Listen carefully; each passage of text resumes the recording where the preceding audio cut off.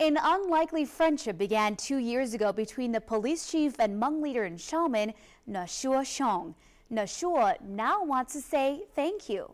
In the basement of his Wasa home, Shoua invited dozens of community leaders and citizens to witness a traditional Hmong blessing.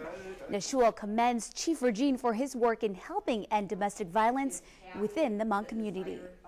I told Shoua that I didn't deserve it, but he said it was important for him to do it, and I said, if it's important for you, then certainly, I'd be honored to participate. Chief Vergin and his wife were good sports throughout the more than 3-hour-long ceremony that included a calling of the spirit, gift exchange, and tying of the wrist.